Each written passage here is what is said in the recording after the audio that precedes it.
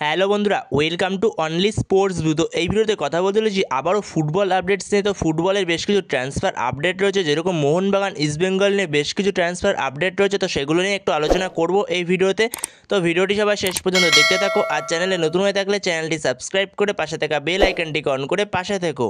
তো ফার্স্টেই যদি ইস্টবেঙ্গলকে নিয়ে কথা বলা যায়, তো ইস্টবেঙ্গল একজন মিডফিল্ডারকে টার্গেট করেছে, যেখানে একজন ব্রাজিলিয়ান মিডফিল্ডারকে টার্গেট করেছে ইস্টবেঙ্গল। প্রায় কথাবার্তা অনেক দূরই এগিয়ে গেছে, বলা যেতে পারে 85% 90% কথাবার্তা এগিয়ে গেছে। তো প্লেয়ারটার নাম হচ্ছে মিগুয়েল ফেরেইরা। তো ব্রাজিলিয়ান মিডফিল্ডার, খুবই ভালো একজন প্লেয়ার, তো খুবই কোয়ালিটিফুল একজন প্লেয়ার মিডফিল্ডের জন্য। তো এই প্লেয়ারটা এর আগে বসুন্ধরা কিংসের হয়ে খেলেছে। তো বসুন্ধরা কিংসের এর আগে যখন কোচ ছিল অস্কার বুজন, তো সেই সময়কার অস্কার বুজনেরই ছাত্র ছিল এই প্লেয়ারটা। তো অস্কার বুজন খুবই ভালোভাবে চেনে এই মিগুয়েল ফেরেইরাকে। তো অস্কার বুজনের সঙ্গে খুবই ভালো সম্পর্ক এই মিগুয়েল ফেরেইরার। তো এই ডিলটার পেছনে অস্কার বুজনেরই হাত রয়েছে। তো অস্কার বুজনই হয়তো বলেছে মিগুয়েল ফেরেইরার কথা। তো অনেক দূরই কথাবার্তা এগিয়ে গেছে শোনা যাচ্ছে, যেখানে প্রায় প্লেয়ারটার সাথে 85% 90% কথাবার্তা এগিয়ে গেছে। শুধুমাত্র হয়তো ডিলটাই ডান হওয়া বাকি রয়েছে। তো সেইখানেই হয়তো সব কিছু ঠিকঠাক থাকলে খুব শিগগিরই হয়তো ইস্টবেঙ্গল এই প্লেয়ারটার সঙ্গে ডিল ডান করে ফেলবে। তো সেইখানে প্লেয়ারটার বর্তমান বয়স হলো 25 বছর, যেখানে প্লেয়ারটার মার্কেট ভ্যালু হলো 4.8 ক্রো। এবং এর পাশাপাশি এই প্লেয়ারটা অনেকটা ভার্সেটাইল প্লেয়ার, অনেকগুলো পজিশনে খেলতে পারে, যেখানে centre midfielder, attacking midfield, defensive midfield, left midfield এবং লেফট উইং অনেকগুলো পজিশনেই খেলতে পারে প্লেয়ারটা।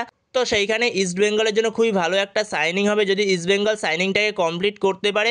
তো পরবর্তী সময় যদি ইস্টবেঙ্গল সাইনিংটাকে কমপ্লিট করতে পারে তখন তোমাদের অবশ্যই জানিয়ে দেবো। তো এরপরে যদি ইস্টবেঙ্গলের আরও একটা আপডেট নিয়ে কথা বলা যায়, তো সেইখানে ইস্টবেঙ্গল একজন ভারতীয় উইঙ্গারকে খুঁজছে। তো সেইখানে যেই নামটা বেরিয়ে আসছে তার নাম হলো বিক্রম প্রতাপ সিং, মুম্বাই সিটি এফসির প্লেয়ার বর্তমান সময়, যেখানে এই বিক্রম প্রতাপ সিংয়ের প্রতি ইন্টারেস্ট রয়েছে ইস্টবেঙ্গলে। তো ইস্টবেঙ্গল এই বিক্রম প্রতাপ সিংকে নেওয়ার জন্য ইন্টারেস্ট শো করছে। তো সেইখানে বিক্রম প্রতাপ সিংয়ের সঙ্গে মুম্বাই সিটি এফসির কন্ট্রাক্ট রয়েছে 31শে মে 2026 সাল অবধি, যেখানে আরও 1 বছরের কন্ট্রাক্ট রয়েছে মুম্বাই সিটি এফসির সঙ্গে। তো সেইখানে যদি এই বিক্রম প্রতাপ সিংকে নিতে চায় ইস্টবেঙ্গল, তাহলে একটা ভালো রকম ট্রান্সফার ফ্রি দিতে হবে মুম্বাই সিটি এফসিকে। তো এই বিক্রম প্রতাপ সিংয়ের মার্কেট ভ্যালু হলো 2 কোটি টাকা। এবং Vikram Pratap Singh right wing, left wing এবং তার পাশাপাশি সেন্টার ফরওয়ার্ড প্রত্যেকটা পজিশনেই খেলতে পারে। তো সেইখানে দেখা যাক পরবর্তী সময় ইস্টবেঙ্গল এই বিক্রম প্রতাপ সিংকে মুম্বাই সিটি এফসিতে ট্রান্সফার ফ্রি দিয়ে নিয়ে আসতে পারে কিনা। তো পরবর্তী সময় এই ব্যাপারে কিছু জানতে পারলে অবশ্যই জানিয়ে দেবো। তো এরপরে যদি পাঞ্জাব এফসির একটা আপডেট নিয়ে কথা বলা যায়, তো যেরকমটা শোনা যাচ্ছে পাঞ্জাব এফসির যে 6টা বিদেশি রয়েছে, তো 6টা বিদেশিকেই পাঞ্জাব এফসি ছেড়ে দেবেন। তো যেইখানে পাঞ্জাব এফসি 6জনই নতুন বিদেশি সই করাবে, তো সেরকমই খবর পাওয়া যাচ্ছে বর্তমান সময়। তো এরপরে যদি মোহনবাগানের আপডেট নিয়ে কথা বলা যায়, তো মোহনবাগানের প্লেয়ার রবসান রবিনো, তো সেইখানে রবসান রবিনোর সঙ্গে মোহনবাগানের প্রায় ফাইনালি কথাবার্তা এগিয়ে গেছে, প্রায় 90-95% কথাবার্তা হয়ে গেছে, শুধুমাত্র রবসান রবিনোর সইটা করাই বাকি রয়েছে। তো সেখানে রবসান রবিনো প্রায় কনফার্ম বলা যেতে পারে, যেখানে রবসান রবিনোকে সই করানোর মেন কারণ হলো এএফসি, মোহনবাগানের এএফসি। তো মোহনবাগান এএফসিটাকে সবথেকে বড় নজর দিচ্ছে পরের মরশুমে, যেখানে রবসান রবিনো পারফেক্ট একজন লেফট উইঙ্গার এবং লেফট উইংয়ের পাশাপাশি সে অ্যাটাকিং মিডফিল্ডেও খেলতে পারে, যেরকমটা এর আগেই জানিয়েছি। তো খুবই ভালো একজন প্লেয়ার। তো সেইখানে রবসান রবিনোকে হয়তো খুব শিগগিরই মোহনবাগান পেপার সাইন করিয়ে ফেলবে। তো পরবর্তী সময় পেপার সাইনিংয়ের কোনো আপডেট পেলে অবশ্যই তোমাদের সাথে পরবর্তী সময় শেয়ার করে দেবো। তো সেইখানে রবসান রবিনো মোহনবাগানে আসছে এটাই ধরে রাখতে পারো। এবং তার পাশাপাশি মোহনবাগান আরও একজন সপ্তম বিদেশি সই করানোর দিকে এগোচ্ছে, যেখানে মোহনবাগান মিডফিল্ড থেকে গ্রেগ স্টুয়ার্টকে ছেড়ে দেবে এবং ডিফেন্স থেকে টম অ্যারলেটকে ছেড়ে দেবে এবং তার পাশাপাশি নুনো রেইসকেও ছেড়ে দেবে, যেখানে মোহনবাগান গ্রেগ স্টুয়ার্টের জায়গাতেই এই রবসান রবিনোকে সই করিয়েছে বলা যেতে পারে।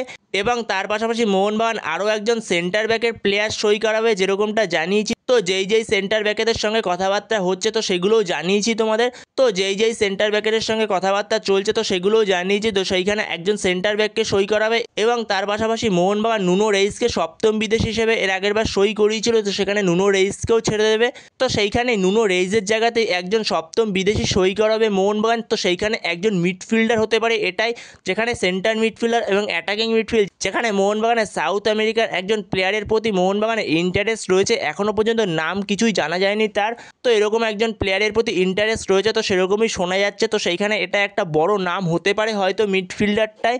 তো সেইখানে এরকম একজন মিডফিল্ডারের সঙ্গে মোহনবাগানের কথাবার্তা হয়তো চলছে। তো সেইখানে পরবর্তী সময় এটা জানতে পারলে অবশ্যই জানিয়ে দেবো। তো সেইখানে মোহনবাগান এই 3জন প্লেয়ারকে ছেড়ে মোহনবাগান আরও একজন সপ্তম বিদেশি সই করাচ্ছে। আর সেইখানে হয়তো দিমিত্রি পেত্রাসের সঙ্গে যেহেতু কন্ট্রাক্ট রয়েছে মোহনবাগানের, তো সেই কারণে দিমিত্রি পেত্রাস থাকবে এই সিজনে হয়তো।